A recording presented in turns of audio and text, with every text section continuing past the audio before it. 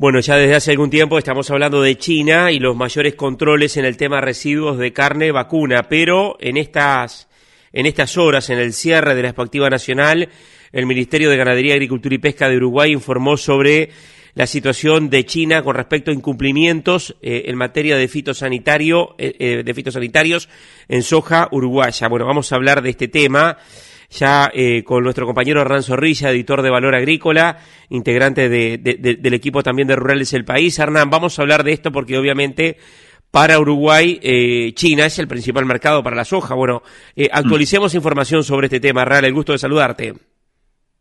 Martín, ¿cómo estás? Un gustazo estar contigo y con la audiencia. Como vos decís, en las últimas horas se conoció la noticia, según un comunicado del Ministerio de Ganadería, Agricultura y Pesca, de esta detección de fitosanitarios en soja por parte de las autoridades chinas.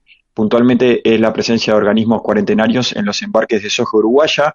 Las observaciones fueron hechas en los controles de importación, pero aún se desconocen detalles particulares del caso, es decir, qué contenedores fueron, con qué tipo de fitosanitarios y demás. Es decir, aún falta información para poder proceder en lo que respecta a los pasos siguientes a dar.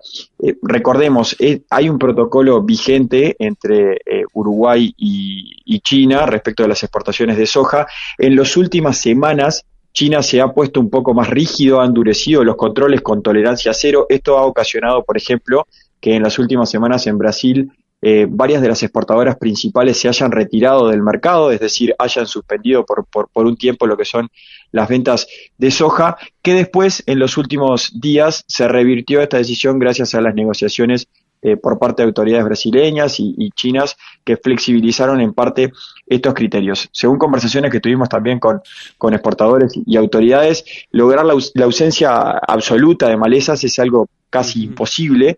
Hay que enmarcarlo lógicamente dentro del protocolo vigente y en las próximas horas se espera poder tener alguna comunicación por parte de las autoridades en las conversaciones que están teniendo lógicamente autoridades uruguayas con autoridades chinas para ver cómo procede esto y puntualmente detalles particulares de estos fitosanitarios en soja que se detectaron en estos últimos embarques. Claro, Hernán, Uruguay tiene la particularidad y a diferencia de Brasil, de Argentina, bueno, en teoría la soja paraguaya no va a China, de tener Uruguay un protocolo sanitario diferente al de los países de la región Argentina y Brasil. ¿Esto nos está jugando en contra o no?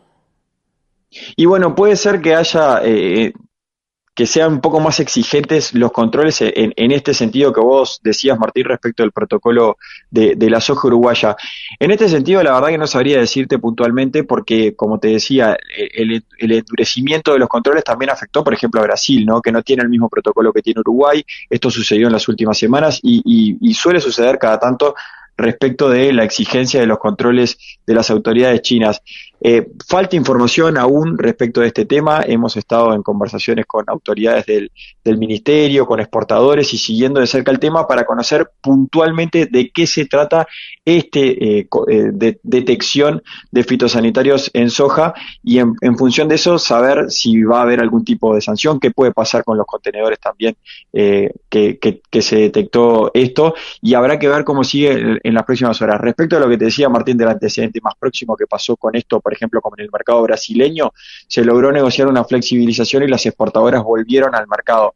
Así que imagino que por ahí podría suceder algo similar entre las conversaciones en autoridades uruguayas y chinas, ¿no? Bien, y todo esto en el contexto ya de comenzar una cosecha de soja en Uruguay que va a tener menos rendimiento promedio a nivel país. El año pasado fue una cosecha récord en producción, en volumen.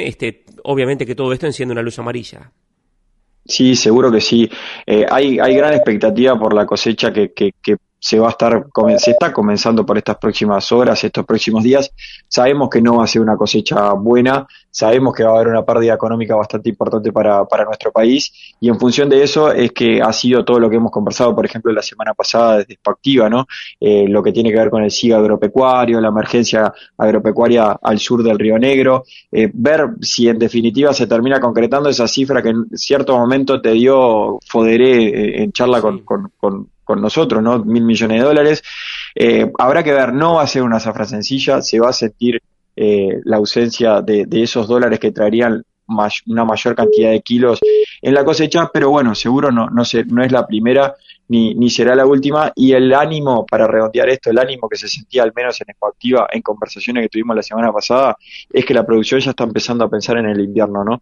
En cómo dar vuelta a la página, poder refinanciarse, volver a sembrar y que todo empiece a rodar nuevamente. Hernán Zorrilla, editor de Valor Agrícola. Bueno, toda esta información vinculada a la soja y al sector agrícola está en valoragrícola.com.uy. Hernán, gracias por el contacto y retomaremos la comunicación contigo en estas horas. Un abrazo. La seguimos, abrazo.